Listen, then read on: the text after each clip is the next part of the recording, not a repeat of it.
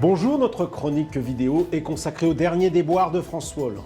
François Hollande termine en fanfare. L'expression émane d'un ministre du gouvernement, un socialiste désabusé comme tant d'autres, comme bon nombre d'électeurs déçus par la politique du président sortant.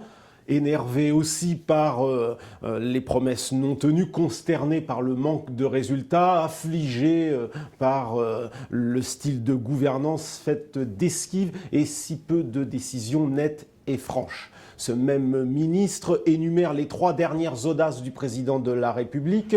D'abord la déchéance de nationalité où on tourne à l'échec, la loi El Khomri, cette réforme du code du travail qui tourne en eau de boudin, et enfin le référendum sur l'aéroport très contesté de Notre-Dame-des-Landes, décidé pour faire plaisir aux 3 nouveaux ministres écolos et réservé aux seuls habitants de Loire-Atlantique. À l'arrivée, les 3 coups de maître signés par François Hollande sont en passe de devenir autant de Waterloo. Sur la déchéance, l'échec est consommé puisque la droite sénatoriale a totalement réécrit le texte voté par les députés et bloqué de facto toute révision constitutionnelle. À l'arrivée, François Hollande a donc perdu sur tous les tableaux. Il a d'abord fracassé sa gauche et ce qu'il reste de sa majorité. Il a ensuite divisé la droite et raté sa fameuse triangulation car les amis d'Alain Juppé et de François Fillon n'ont pas voulu donner l'occasion à Nicolas Sarkozy de valider a posteriori son discours de Grenoble dans lequel il avait ouvert en 2010 la voie à la déchéance de nationalité. Sur la loi El Khomri, l'échec est bien engagé, le texte a été totalement détricoté et les mesures de souplesse accordées aux entreprises ont quasi disparu et le texte il ne devrait plus rester grand-chose de ce texte une fois passé à la moulinette parlementaire. Dernier échec à venir, celui sur le référendum de Notre-Dame-des-Landes. On voit mal comment cette consultation décidée dans la précipitation pourrait mettre un terme au désaccord profond et irréconciliable entre zadistes d'un côté et partisans du projet d'aéroport de l'autre.